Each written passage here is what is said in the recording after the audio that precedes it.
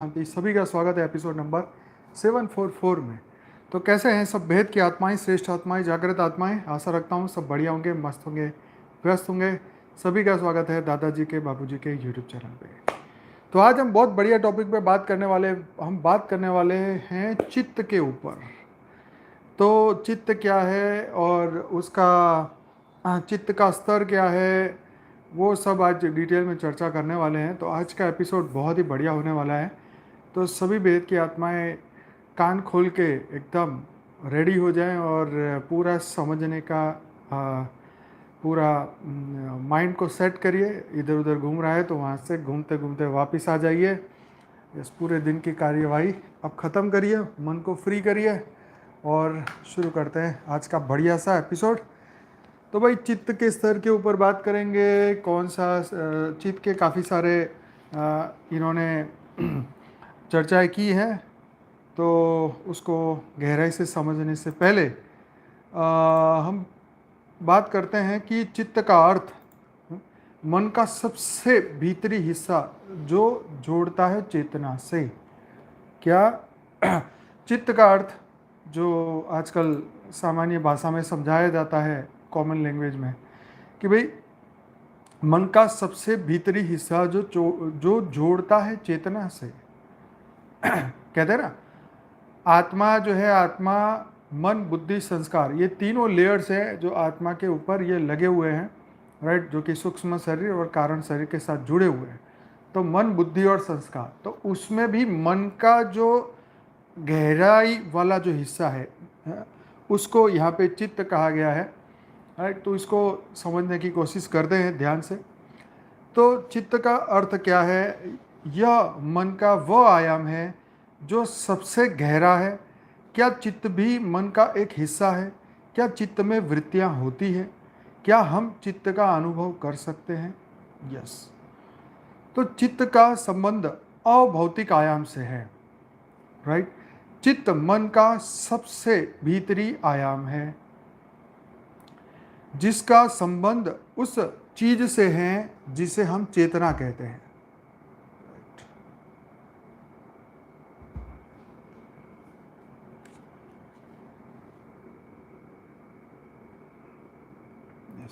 हमने इसके ऊपर एक बार क्लास भी की थी, पर थोड़ा सा और रिपीट करते हैं, क्योंकि ये चीज़ें तो जितनी बार रिपीट करेंगे उतनी बार बढ़िया है, नहीं तो भूल जाते हैं हम बार बार। तो चित्त मन का सबसे भीतरी आयाम है जिसका संबंध उन चीज़ों से है जिसे हम चेतना कहते हैं। अगर आपका मन सचेतन हो गया, अगर आपने चित्त पर एक खास स्तर का सचेतन नियंत्रण पा लिया, तो आपकी पहुंच अपनी चेतना तक हो जाएगी। तो ये बहुत अच्छी लाइन है, फिर से आप ध्यान से सुनिए।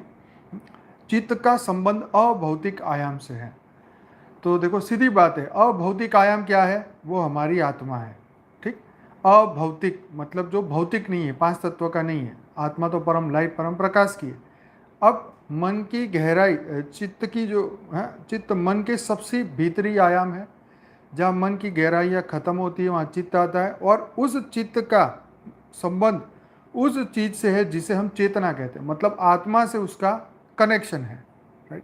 अगर आपका मन सचेतन हो गया, अगर आपने चित्त पर एक खास स्तर का सचेतन नियंत्रण पा लिया, तो आपकी पहुंच अपनी चेतना तक हो जाएगी। मतलब आपने अगर अपने मन को संपूर्ण कंट्रोल में किया, मन के भीतर चल रहे सूक्ष्म विचारों को भी, सूक्ष्म हर एक्टिविटी को अगर आपने उसको कंट्रोल करने की कोशिश की, तो आप आत्मस्वरूप बन जाएंगे। यहाँ पे ये बात यही लिखी है।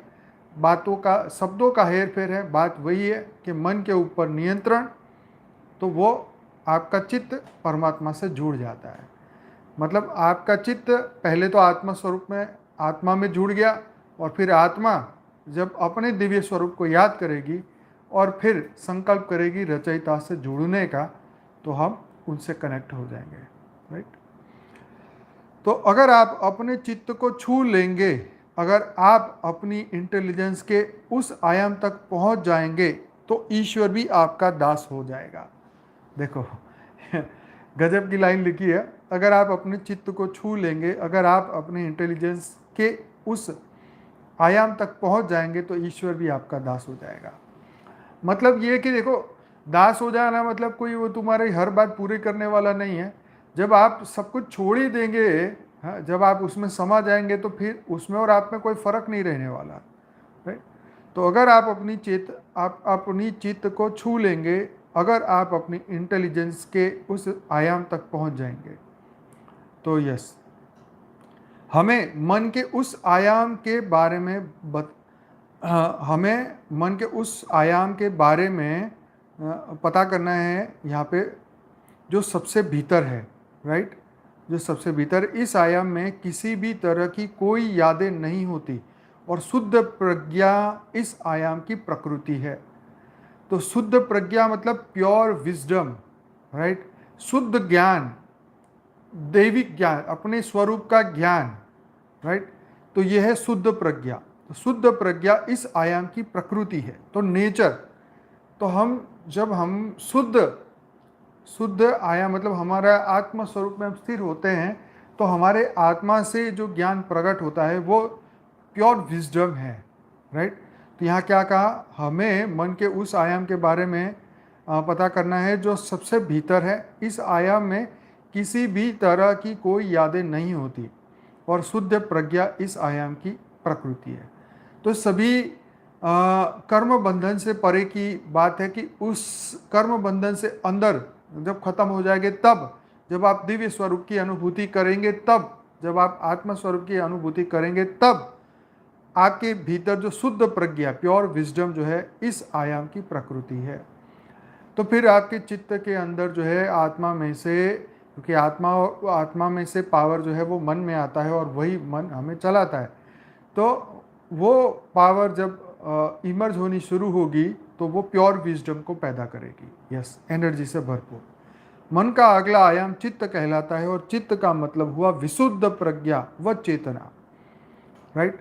तो मन से आगे बड़े मन मन मन करते हैं, तो मन से आगे चित्त है और चित्त का मतलब हुआ विशुद्ध प्रज्ञा व चेतना, प्योर विजडम, राइट। जो स्मृतियों से पूरी तरह से बेदाग हो, यहाँ कोई स्मृति नहीं होती है।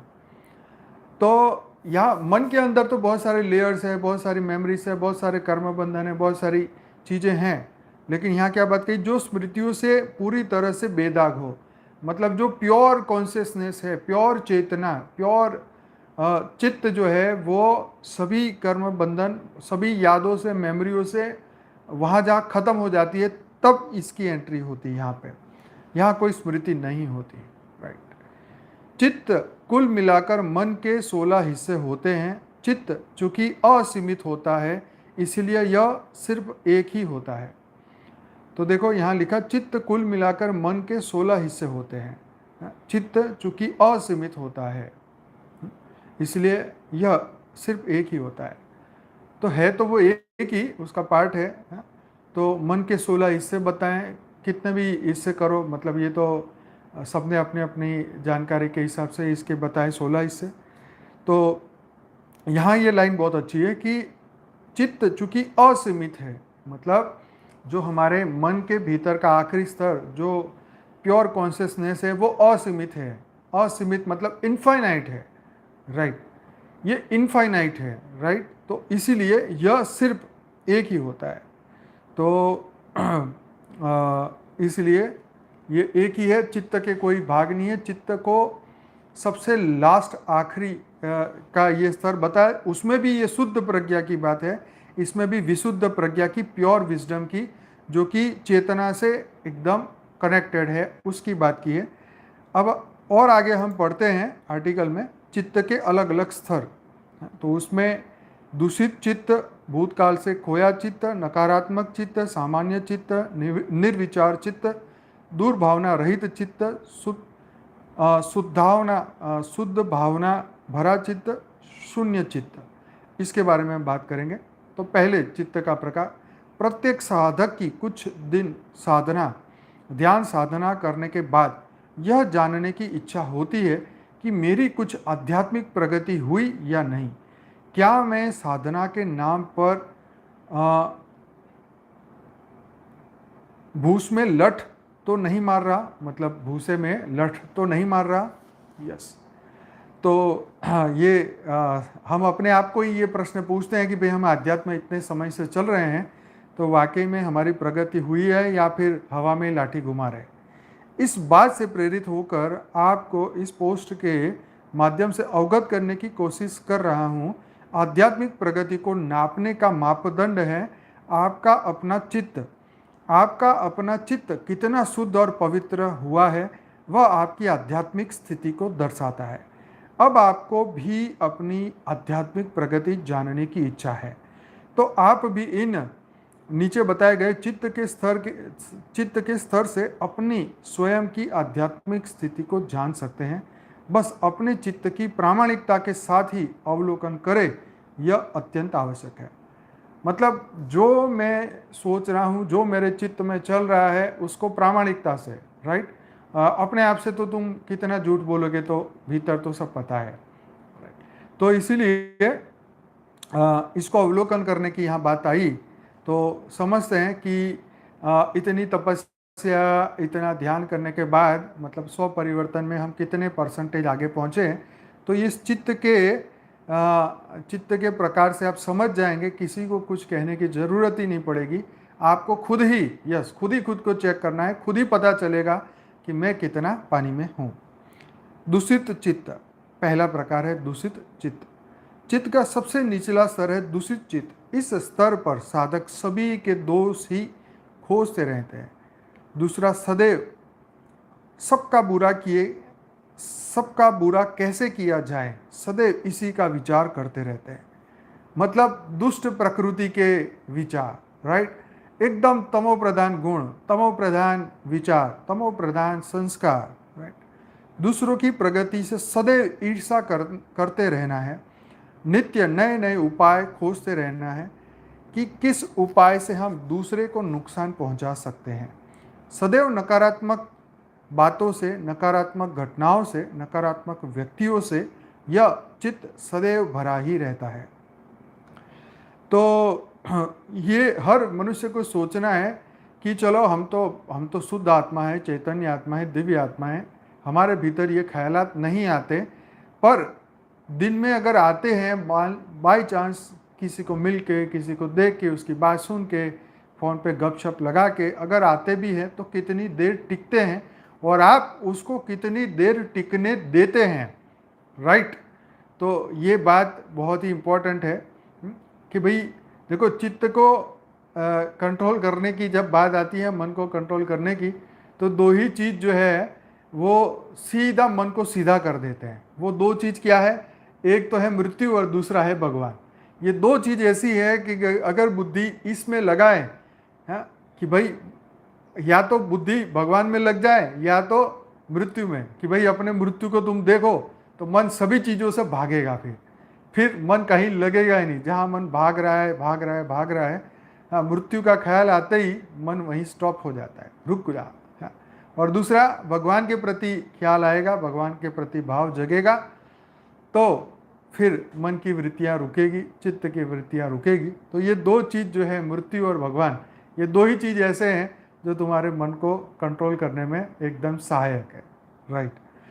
तो ये दूषित चित्त वालों की बात कही कि भाई दूषित चित्त वाले जो हैं हमेशा इस तरीके के उसकी विचार और उसकी संस्कार भी ऐसे हैं। आगे है भूतकाल में खोया चित्त, दूसरा प्रकार है। एक चित्त ऐसा होता है वह सदैव भूतकाल में ही खोया होता है। मतलब भूतकाल मतलब पास्ट, जो हो चुका है। भूत, हाँ, भूत मतलब जो वाकई में नहीं है पर दिखे, हम खोजने की कोशिश कर रहे हैं, उसको कहते हैं भूत, राइट। आंखों से देखने की कोशिश करते हैं, वो है भूत, राइट। तो ये काल मतलब समय, पिछला समय, पास्ट का समय, भूतकाल है सदैव। तो एक ऐसा चित्त जो भूतकाल में खोया हुआ रहता है, वह सदैव भूतकाल के व्यक्ति और भूतकाल की घटनाओं में लिप्त रहता है, राइट। तो भूतकाल की व्यक्ति और भूतकाल की घटनाओं में ही लिप्त रहता है। जो भूतकाल की घटनाओं में रहने का इतना आदी हो चुका है, आदी हो जाता है कि उसे भूतकाल में रहने का आनंद का अनुभव होता है। तो ये बात है कि भूतकाल की घटनाओं में रहना, हाँ, उसका आदत बन जाती है। यस, इतना आदी वो हो जाता है कि वो उसी को याद करता रहता है। भूतकाल में रहने में आनंद का अनुभव होता है। ऑब्वियसली अच्छी चीज़ हो तो आनंद की अनुभूति होती है, नहीं तो भूतकाल तो सदैव सुखकारी तो नहीं होता, हर पल तो वो आनंद नहीं दे सकता। मान लो आपका किसी से झगड़ा हो गया, आपका एक्सीडेंट हो गया, चोट लग गई, बुरा समय आपका पास्ट में था। अब यही घटनाएं बार बार याद करोगे तो फिर तो भूतकाल को आप दोहरा रहे हैं। आप ये चाहते हैं कि वही भूतकाल दोबारा रिपीट हो, क्योंकि आप उसको याद कर रहे हैं, राइट। तो ऐसे व्यक्ति जो भूतकाल में खोया रहता है, ऐसा चित्त जो भूतकाल में फंसा रहता है, तो जो अपने आप को बदलने की कोशिश नहीं करता, जो अपने पुराने संस्कारों को हटा के नए संस्कार भरने की कोशिश नहीं करता। मान लो मेरे दिमाग में आ गया कि यार ये घटना तो मेरे जीवन में बड़ी दुखद हुई, मेरे तो एकदम ऐसा उल्लू बन गया था उस दिन, है, लोगों ने बड़ी मेरी मजाक करी। अब ये बात मेरे दिमाग से नहीं निकलती, चाहे मेरे अज्ञान के कारण वो हुआ। अब मैं उस घटना को, उस संस्कार को बार बार याद करूं, बार बार पक्का करूं कि लोग मेरे पे हंसे, लोगों ने ये किया, या मेरा ये हो गया, मेरा बुरा हो गया, मेरा बुरा हो गया। अब यही बात बार बार सोचेंगे तो होगा यही कि आपने उसको बदलना था, आपको अपने आप को रीप्रोग्रामिंग करना था कि नहीं भाई हो गया, खत्म कहानी, चलो फुल स्टॉप, अब कभी याद नहीं करना, राइट है। मन है तो कभी आ जाते हैं घटनाएं, लेकिन भूलो, उससे अब कोई लेना देना है, वो भूतकाल थी, खत्म कहानी। अज्ञान का समय था, अज्ञान के समय में जो भी गलतियां हुई, हमारे से हुई, पड़ोसी से हुई, या किसी से भी हुई, यस, तो लोग इसमें डिप्रेशन में चले जाते हैं। बिल्कुल, जो भूतकाल को याद करते हैं वो डिप्रेशन में ही जाते हैं, क्योंकि वो अपना नया भविष्य नहीं बना रहे, वो सिर्फ भूतकाल ही बनाते हैं, और वो मरने के बाद भी भूत ही बनते हैं। सीधी बात है, क्योंकि जहां बुद्धि होगी वहीं वो दिमाग वहीं खींचेगा, सीधी बात है। तो उसको भूतकाल में आनंद मिलता है, फिर वही आनंद जो है वो दुख में परिवर्तित होता है, क्योंकि आनंद, इस जीवन में कोई ऐसा व्यक्ति नहीं है जो हमेशा आनंद में रहा हो और रहता हो। सिर्फ जो परमात्मा की वही परम आनंद में रह सकता है, और जो कि ये पॉसिबल एक सामान्य मनुष्य के लिए नहीं है, क्योंकि दिन में उसको 70 काम करने होते हैं। तो एक व्यक्ति जो है कभी आनंद में नहीं रह सकता।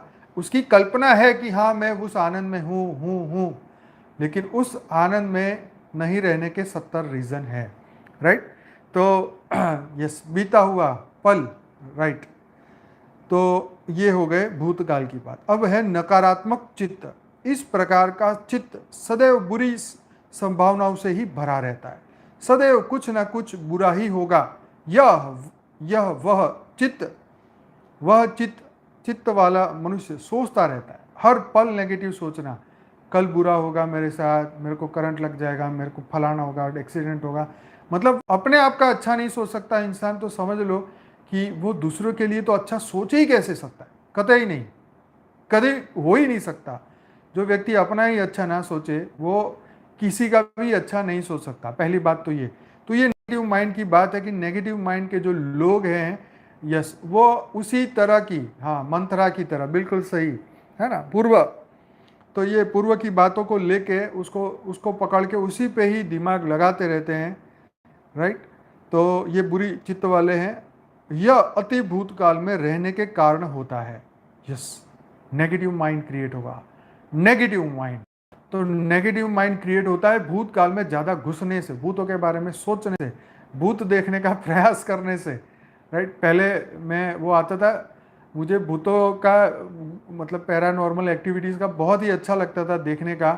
फिर वो टीबी जोशवा आया, अब तो वो बेचारा मर गया भाई, तो उसको हार्ट अटैक हुआ था। वो चर्च में वो करता था भूत निकालने का, एक्सर्सिज्म, भूत निकालने का कार्य करता था।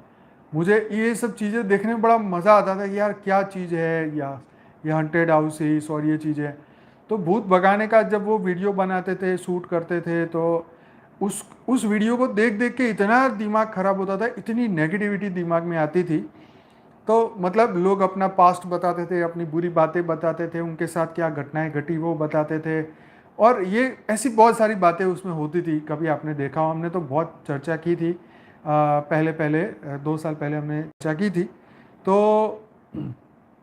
ये कहने का मतलब ये कि हमने जो चीज़ें, राइट, ये यस, क्यूरियोसिटी हर में होती है, जब वो क्यूरियोसिटी खत्म हो जाती है। यस, एक बॉब लार्सन की भी बात करते थे, उसको तो मैंने पता नहीं 1-2 साल से देखा ही नहीं, वो जिंदा है कि भगवान के घर, वो तो पता नहीं। पर वो भी जो कर रहे हैं वो तो कर रहे ही होंगे। मैं तो 2 साल से उनको सर्च ही नहीं किया।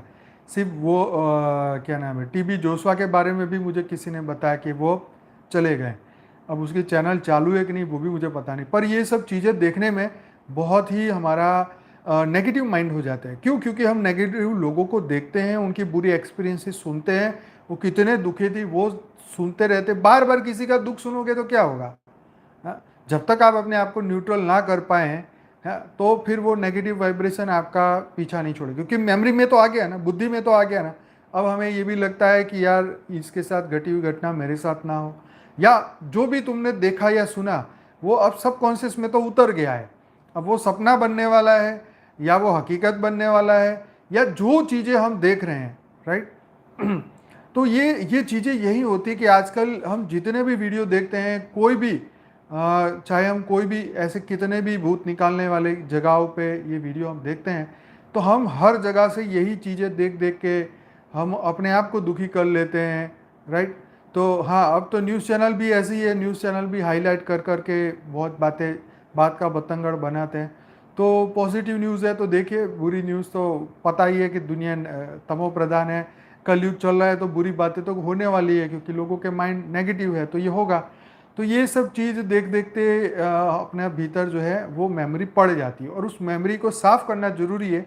जैसे हर दिन कोई आपके घर आके कूड़ा डाल जाए और आप उस कूड़े को साफ़ ना करो तो क्या होगा? बस सीधी सी बात है।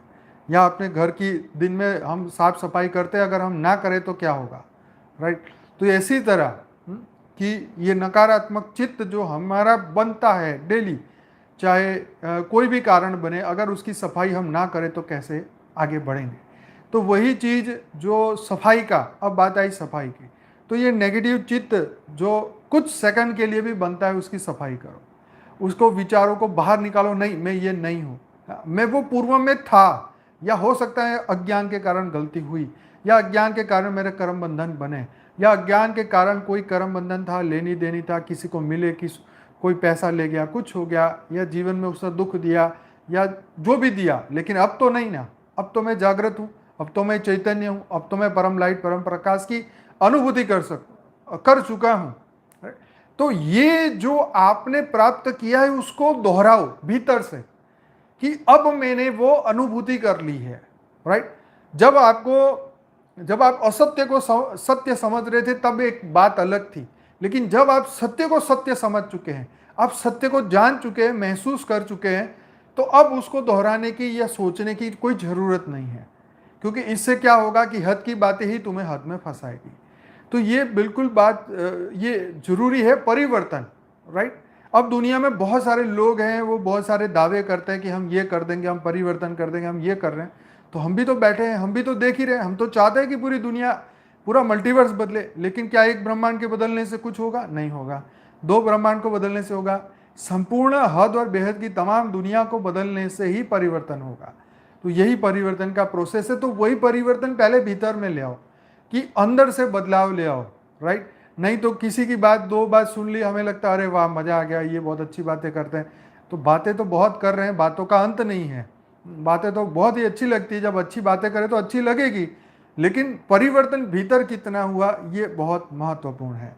कि भाई नकारात्मक चित्त उससे, हाँ, तो इससे भूतकाल में रहने से हमारा वर्तमान काल खराब हो जाता है। आगे है सामान्य चित्त।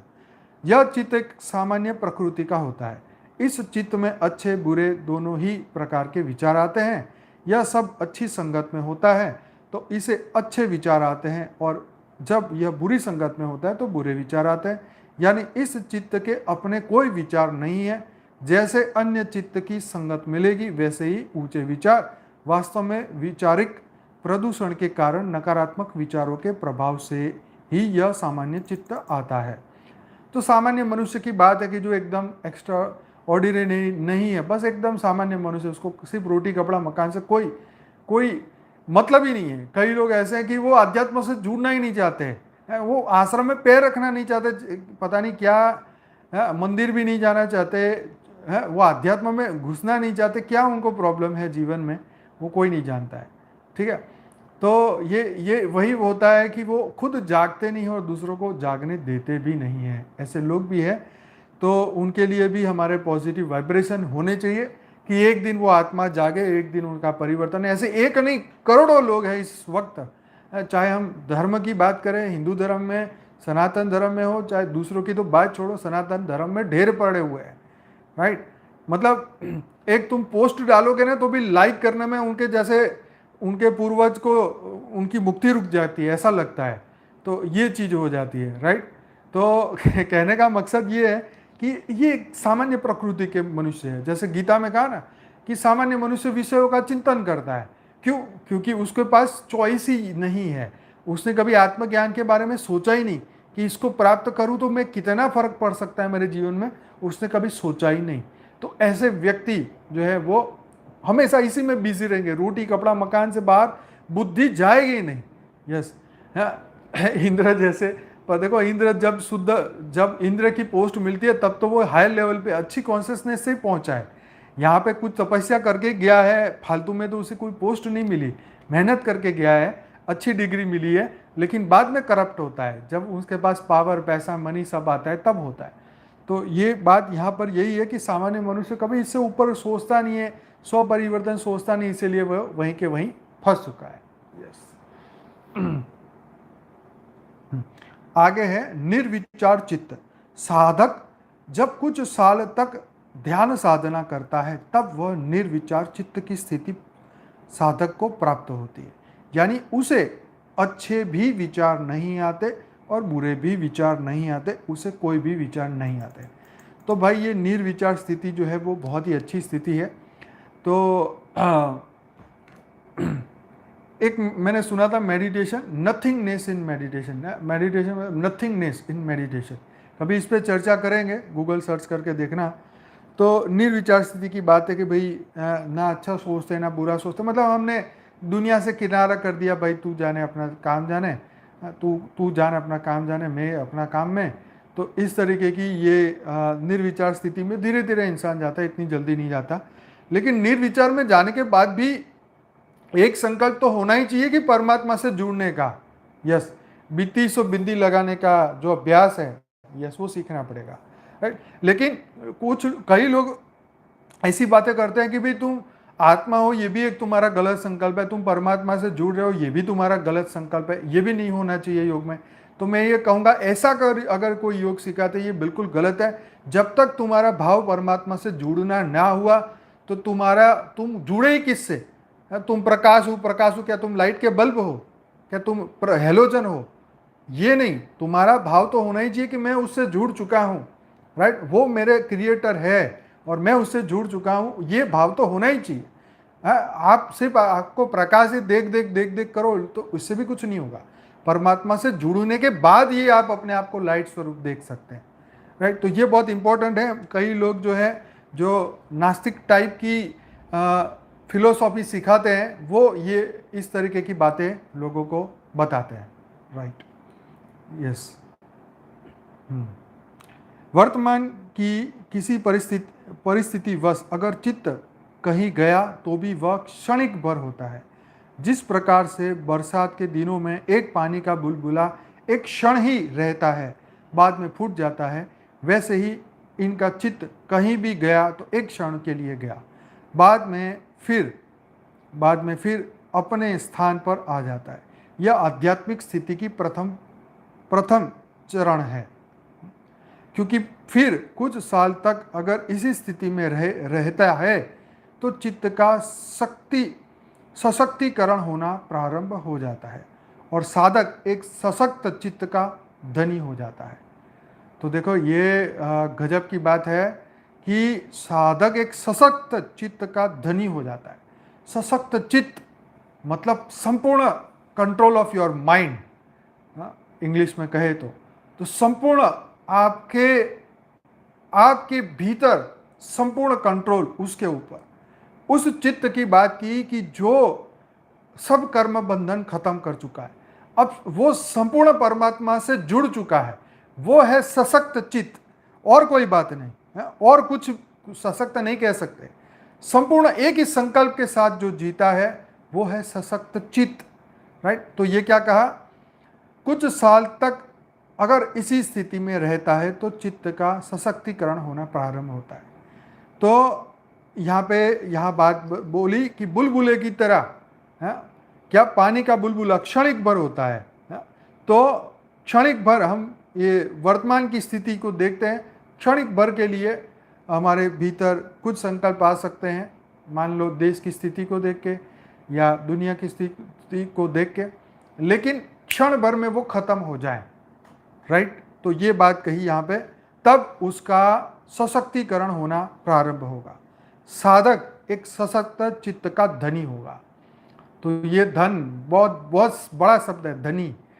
तो धनी वही है जो संपूर्ण प्योर स्टेज में प्योर कॉन्शियसनेस को प्राप्त कर चुका है, वो है धनी, है अरबपति, खरबपति, करोड़पति, यस, फकीरचंद नहीं, करोड़पति, यस।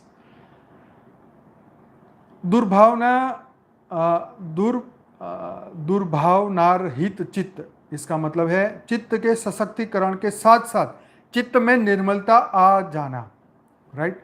और बाद में चित्त इतना निर्मल और पवित्र हो जाना कि चित्त में किसी के भी प्रति बुरा भाव नहीं आता है, चाहे सामने वाले का व्यवहार उसके प्रति कैसा भी हो। यह चित्त की एक अच्छी दशा होती है। तो भाई ये दुर्भावना रहित चित्त की बात कही, तो ये सशक्तिकरण के बाद आएगा, बड़े अभ्यास के बाद आएगा, ऐसे नहीं आएगा। तो इसके लिए आप संपूर्ण अपने आप को रीचेक करें कि भाई कहाँ तक हमारा चित्त का शुद्धिकरण हुआ। अगर नहीं हुआ तो जाके 2 बाल्टी से नहा लो अच्छी तरह। बुरा, मुझे लगता है बीके वालों ने शायद यही कंसेप्ट निकाला होगा कि बार बार नहाओ, दिन में 3-4 बार नहाओ, ताकि तुम्हारा मन जो है वो शुद्ध होता रहे। तो भाई नहाने से मन शुद्ध होता है, ये बात सच है, आपने ये बात सुनी होगी। तो चलो, शुद्ध भावना भरा चित्त ये हो। अब आया सद भावना भरा चित्त। ऐसा चित्त बहुत ही कम लोगों के पास होता है। उनके चित्त में सदैव विश्व के सभी प्राणी मात्र के लिए सदैव सद्भावना ही भरी रहती है। ऐसे चित्त वाले मनुष्य संत प्रकृति के होते हैं। वे सदैव सभी के लिए अच्छा भला ही सोचते हैं। वे सदैव अपनी ही मस्ती में मस्त रहते हैं। इनका चित्त कहीं भी जाता ही नहीं है। ये साधना में लीन रहते हैं। भाई ऐसे चित्त वाले जितनी भी दिव्य आत्माएं जो आप सुन रहे हैं, आप सभी को बेहद का परम परम परम सलाम है। अगर ये स्टेज पे आप पहुंच गए हैं तो भाई आपको बहुत ही कॉन्ग्रेचुलेसन, बहुत ही मुबारक। और आपको मेरे को आपको जो है सलाम करना चाहिए। ऐसी अगर आप दिव्य आत्मा है तो आपको बहुत बहुत बधाई। बेहद की आत्माएं तो ऐसी बहुत सारी हैं, तो उन सभी को बधाई कि भाई आप इस स्टेज पे पहुंच गए हैं। चलो आगे है 8वां शून्य चित्त, आखिरी, यस, विश्व कल्याणकारी आत्मा। तो शून्य चित्त, यह चित्त की सर्वोत्तम दशा है। इस स्थिति में चित्त को एक शून्यता प्राप्त हो जाती है। यह चित्त एक पाइप जैसा होता है जिसमें साक्षात परमात्मा का चैतन्य सदैव बहते ही रहता है। क्या बहता है? जिसमें साक्षात परमात्मा का चैतन्य सदैव ही बहता रहता है। परमात्मा की करुणा की शक्ति सदैव ऐसे शून्य चित्त में बहती रहती है। यह चित्त कल्याणकारी होता है। यह चित्त किसी भी कारण से किसी के भी ऊपर आ जाए तो भी उसका कल्याण हो जाता है। इसीलिए ऐसे चित्त को कल्याणकारी चित्त कहते हैं। ऐसे ही चित्त से मंगल, ऐसे ही चित्त से कल्याणकारी शक्तियां सदैव बहती रहती है। यह चित्त जो भी संकल्प करता है वह पूर्ण हो जाता है। यह सदैव सबके मंगल के ही कामनाएं करता है। मंगलमय प्रकाश ऐसे चित्त से सदैव निरंतर निकलते ही रहते हैं। तो भाई ये तो तुम सीधे अब तो मनुष्य से भगवान की पदवी मिल गई, राइट। शून्य चित्त की बात आई, बेहद की दिव्य स्वरूप की बात आई कि जब ऐसा तुम्हारा मन हो, ऐसा तुम्हारा चित्त हो जो आत्मस्वरूप में रह के हर पल उस परमात्मा की अनुभूति करता रहे। ऐसा जो यहाँ पे पूरी स्थिति बताई कि करुणा की शक्ति सदैव उसके भीतर है, जिसमें साक्षात परमात्मा का चैतन्य सदैव बहता रहे।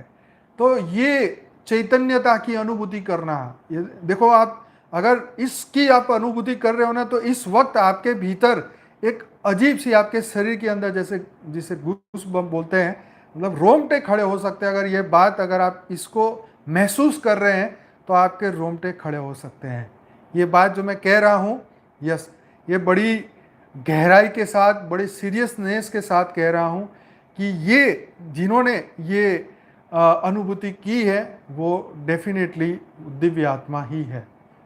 दिव्य आत्मा के बिना ये इस स्थिति पे पहुंचना, चलो ये तो एक हमारे लेख की जो बात है वो अलग है, पर इसको प्रैक्टिकल में जो कंटिन्यू 2 घंटा, 4 घंटा, 5-6 घंटा या इससे ज़्यादा जो अनुभूति करते हैं, उनके लिए ये बात है कि ऐसी कल्याणकारी आत्माएं, चैतन्य आत्माएं, दिव्य आत्मा ही हो सकती है।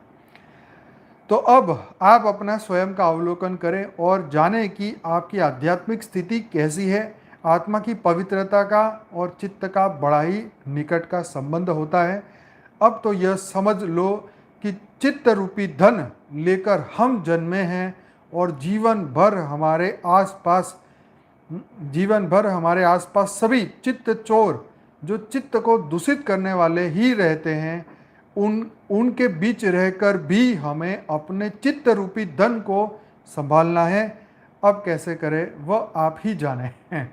तो यस, आप ही जाने मतलब ज्ञानी आत्मा को पता है कि क्या करना है, राइट। तो ये चित्त रूपी धन, तो ये जो प्योर कॉन्शियसनेस, जो आपका प्योर चैतन्य, आप अपने आप को उससे कनेक्टेड फील करते हो, पावर हाउस से जुड़े हुए फील करते हो, तो आप एक प्योर कॉन्शियसनेस हो, प्योर चैतन्य हो, राइट। तो ये सेल्फ रियलाइजेशन का कोर्स है। ये कोर्स मतलब प्रैक्टिस है और कुछ नहीं है, कोई विशेष नहीं है, ये प्रैक्टिस है। बहुत हर दिन की ये प्रैक्टिस है। कितने दिन, कितना समय आप करते हैं, ये प्रैक्टिस है। पर कई बार ये मनुष्य भी सोच दे कि यार हम तो समाज में रहते हैं, हम तो इस जीवन काल में रहते हैं, हमको पैसे कमाने हैं, नौकरी करनी है, बिजनेस करना है, सब कुछ करना है। तो कोई बात नहीं, बापूजी कौन सा कहते हैं कि 24 घंटे रहो। वो कहते हैं 8 घंटे ज्ञान योग करो, 8 घंटे आराम करो, 8 घंटे जॉब ड्यूटी नौकरी बिजनेस करो। तो ये करने से आपको हिम्मत मिलेगी, राइट। मैं कहता हूँ यस, कर्मयोगी, तो बापूजी हमेशा बोलते कर्मयोगी बनो, क्योंकि हम कुछ अपनी जवाबदारी नहीं छोड़ पाएंगे। जब तक हमें जीना है तब तक हमें, अब मैं ये तो नहीं कह सकता आप सब घर बार छोड़ के आश्रम में आ जाओ, हमारे पास करोड़ों रुपए पड़े हैं, सबकी दाल पानी खाना पीने का व्यवस्था हो जाएगा, तो ये तो यहाँ पॉसिबल नहीं है। तो आपको अपनी ड्यूटी पूरी करनी है, ठीक। आपको अपनी ड्यूटी करते हुए ये भी करना है। अब आप ये सोचो कि मेरे पास तो समय नहीं है, तो भाई तुम अगर कोई व्यक्ति अगर ये आत्मा बोले कि मेरे पास समय नहीं है, तो भाई तुम्हारा जो चित्त है अशुद्धि से भरा पड़ा है, ठीक। तो आगे से ये तो बहाना कभी मत करना कि मेरे पास समय ही नहीं है, क्योंकि तुम्हारा समय किसी और के लिए है। तुम्हारा समय पता नहीं किस चीज़ के लिए, वो तुम ही जानो, तुम्हारे भगवान जाने। हमारा कोई समस्या नहीं है। आज सरकार ने भी नौकरी का टाइम फिक्स किया कि 8 घंटे से ज़्यादा नौकरी करनी ही नहीं है और करनी नहीं चाहिए। हाँ, अगर जितना मिले उतने में ही खुश रहो, लेकिन 8 घंटे से ज़्यादा तुम गधे नहीं हो, नौकरी मत करो, ठीक। अब सरकार भी सोचती है कि सोम, मंगल, बुध और गुरु ही ये 3-4 दिन की नौकरी रखे, सैटरडे संडे तो ऑफ कर दे, चाहते वो तो शुक्रवार को भी ऑफ कर दे, ठीक। विदेशों में तो ये भी आ गया है अब कि भाई शुक्र शनि रवि छुट्टी, 4 दिन काम करो, 3 दिन माइंड को रेस्ट दो, राइट। तो ये 4 दिन जो है ना, तो अगर आपके पास पैसे ज़्यादा हो तो 1 दिन की छुट्टी रखो, 1 दिन दुकान बंद रखो, 1 दिन नौकरी ना जाओ, लेकिन अपना संपूर्ण शांति से रहो। संडे को ऑफ रखो, ऑफ ना दे तो भी ऑफ रख लो, कोई प्रॉब्लम नहीं है। 1 दिन में कोई घाटा नहीं हो जाने वाला है, या क्या काट लेंगे तुम्हारे पैसे। अगर फ्री हो तो तुम करोड़पति हो, तुम शुद्ध चेतना के धनी हो, राइट। तो तुम्हारे को भगवान ने बहुत अच्छा चांस दे दिया कि अगर तुम्हारे पास खूब समय है तो भाई बस फिर तो आप बस अरबपति खरबपति हो गए, तुम्हारे पास समय है, राइट। तो इसलिए अपने जितना हो सके दिव्यता के ऊपर कोशिश करो। मन तो भटकाएगा, वो तो उसका काम है, हम भटकने दे रहे हैं, इसलिए वो घोड़े भागते रहते हैं, राइट। तो इसलिए कर्मयोगी बनने का अभ्यास करो और ज़्यादा से ज़्यादा अपने आप पे ध्यान दो। राइट। तो समय तो हमारा पूरा हो गया है यहाँ पे, तो अब हम योग करते हैं, बेहद का योग करते हैं। यस, तो चलिए आज से ही शुरुआत करो, राइट। अपने नई नई शुरुआत करो, अपने चित्त की शुद्धि की शुरुआत करो। अब आप कमेंट में रोज़ मुझे याद कराते रहना, मैं इसको रोज़ चर्चा भी करूँगा, याद भी दिलाऊँगा आपको। ठीक है, कि चित्त शुद्धि के लिए आज आपने पुरुषार्थ किया है कि नहीं। तो आप डेली यहाँ लाइव कमेंट में ज़रूर लिखना कि यस, मैंने आज अपनी चित्त शुद्धि के लिए आधा घंटा, 1 घंटा या 2 घंटे मैंने अभ्यास किया है। तो आपके लिखने से औरों को प्रेरणा मिलेगी। ठीक है, और आज आपने स्व परिवर्तन के लिए संकल्प किया, ये भी आपको आप लिखेंगे तो औरों को प्रेरणा मिलेगी। अगर मैं भी आपकी कमेंट पढ़ूंगा तो मैं भी रिपीट कर लूँगा, तो इससे सभी का कल्याण होगा। ठीक है जी, तो ये लाइव चर्चा हो रही है हमारी, तो इसका ये फ़ायदा है कि आपके कमेंट से किसी ना किसी को ज़रूर फ़ायदा होगा, इंस्पिरेशन मिलेगा। और आने वाले समय में भी जो लोग भी इस वीडियो को देख के अपने लिए पुरुषार्थ करना चाहेंगे, अपने लिए, मेरे लिए नहीं, मेरे लिए मत करना। विश्व में जितने भी जीव हैं जो इस वक्त मृत्यु लोक में फंस चुके हैं, उस जीव के कल्याण के लिए, ठीक, चाहे वो आपका दुश्मनी क्यों ना हो, आपके घर वालों हो, बाहर वाले हो, उनके लिए भी अच्छी भावना रखो। चाहे वो दुख दे रहे हैं तो शायद आपके ही पाप कर्म होंगे, इसलिए वो दुख दे रहे हैं। क्यों आपको वो भर भर के प्रेम नहीं करते हैं, क्यों आपकी जर्नी को आगे नहीं बढ़ाते, क्यों आपको वो दुख दे रहे हैं? क्योंकि कारण कर्म का कोई भी हो सकता है। उसमें कोई तुम्हारा पड़ोसी तुम्हें दुखी करे, कि तुम्हारा घर वाला करे, कि बच्चे करे, या कोई भी करे, दोष सिर्फ अपने ही कर्म का है, किसी और का नहीं। ये बात मान लो कि तुम सदा सुखी रहोगे। ठीक है, फिर तुम्हारी कोई किसी से कोई वैर नहीं, दुश्मनी नहीं। तो आप अपने कर्म को शुद्ध करने के लिए बस समय निकालिए, बस। ठीक, तो अब अपना जितना भी समय है, 18 मिनट बाकी है, दिव्य संकल्प के साथ कि अब मैं अपने आत्मा को शुद्ध करने के लिए, चित्त को शुद्ध करने के लिए, मन को सभी भाव से मुक्त करने के लिए आखिर के जो 20 मिनट है, संपूर्ण सिर्फ आत्मा को ही देखते रहो, इस भाव के साथ कि मैं अब परमात्मा से जुड़ चुका हूं। एक संकल्प ही काफी है, सिर्फ एक संकल्प ही काफी है उस परमात्मा से जुड़ने के लिए। सेकंड का 100वां भाग ही काफी है। बस इस संकल्प के साथ तुरंत ही अपने आप को यहाँ पे भृगुटी में अपने आप को बेहद की सूर्य की तरह pure consciousness, pure white light को देखिए, और देखिए आपका एक संकल्प जो है उससे जुड़ चुका है, और अब हम बेहद की कला के परम धाम में हैं। एक ही सेकंड में हम बेहद की जर्नी पूरी कर सकते हैं। हम इस वक्त बेहद की कला के परम धाम में हैं, और अब हम जीवन मुक्त के साथ वहाँ पे तो हम जीवन मुक्त होकर ही पहुँच सकते हैं। बस एक ही संकल्प कि मैं जीवन मुक्त हूँ, और इस वक्त मैं बेहद की कला के परम धाम में हूँ, बेहद के दादाजी के सामने, राइट, अपने छोटू राम बापू जी के सामने हूँ। इस वक्त मैं परम प्रकाश की स्थिति में हूँ, परम लाइट की स्थिति में हूँ, और उस दिव्य चैतन्य को अनुभूति कर रहा हूँ, उस परम लाइट, परम प्रकाश की अनुभूति कर रहा हूँ, जो मैं रियल में हूँ, जो मेरा चैतन्य स्वरूप है। तब आप उसके धनी बन जाएंगे। भरपूर आनंद, भरपूर एनर्जी, परम परम लाइट, परम परम प्रकाश की अद्भुत एनर्जी आपके भीतर एक संकल्प मात्र से ट्रांसफर हो जाती है। आजकल 6G का जमाना आया है ना, एक सेकंड में हजारों लाखों मूवी का डेटा, एक सेकंड में trillion and trillion data, trillion GB data भी एक सेकंड में डाउनलोड होने की टेक्नोलॉजी है। ऐसे ही ये अंतिम बेहद का पुरुषार्थ है, जहां आने वाले समय में आत्माएं एक सेकंड मात्र जुड़ने से अनंत जन्म के कर्मों को खत्म कर रहे हैं, खत्म हो जाएंगे उसके अनंत जन्मों को। जब आखिरी समय होगा परिवर्तन का, तो परमात्मा इतना दिव्य पावर देंगे हर आत्मा को कि आखिर के सेकंड में ही उसके अनंत जन्मों का डेटा खत्म हो जाएगा, और एक सेकंड में ही जीवन मुक्त हो जाएगा। तो वो उस आखिरी पल को हर पल बना लीजिए। ये हर पल का ये अभ्यास मैं कर रहा हूं। जो आखिरी पल में होने वाला है वही, उसी पल को मैं आज जी रहा हूं। जो फ्यूचर में होने वाला है, जो आज उसका मैं आनंद ले रहा हूं। जो फ्यूचर की टेक्नोलॉजी है वो आज मैं प्राप्त कर चुका हूं। एक ही विद इन सेकंड, सेकंड के भी 100वें भाग में मैं उस परम प्रकाश, परम लाइट, बेहद की सोर्स से, बेहद की एनर्जी से, बेहद के दादाजी से, छोटू राम बापू जी से जुड़ चुका हूँ। ये संकल्प मात्र से ही आपके कई कर्मों के, कई जन्मों के कर्मों के हिसाब किताब से आप मुक्त हो जाएंगे। ये परम विश्वास आपको रखना है। और आज जितनी भी बातें हमने सुनी है उसको फॉलो करना है। स्व परिवर्तन के लिए यही अंतिम पुरुषार्थ है, अंतिम लक्ष्य है। उस लक्ष्य को पाना आपके हाथ में है, उसके लिए समय निकालना आपके हाथ में है।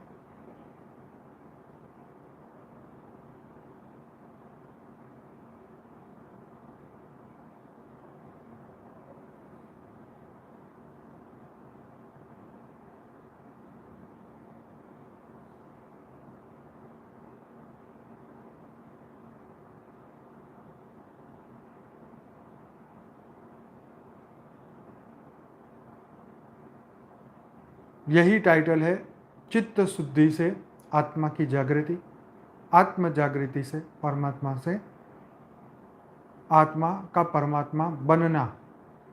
जब तुम संपूर्ण उन्हीं के समान बन जाओगे, सभी धरती लोक के सब कर्म बंधन खत्म हो जाएंगे। तब तुम और वो, उसमें कोई अंतर ही नहीं रहेगा। मैं और वो, सो हम, जैसे वो वैसे हम।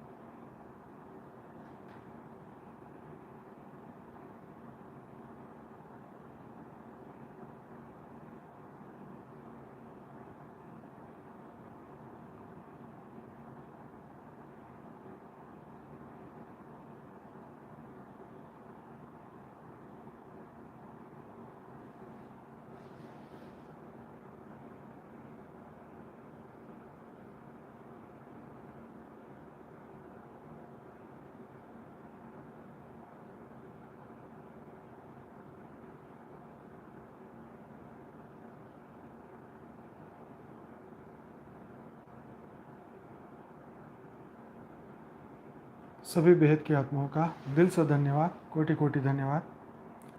मिलते हैं कल रात को 10 बजे। वीडियो को लाइक करें, शेयर करें, कमेंट करें। बेहद की परम शांति।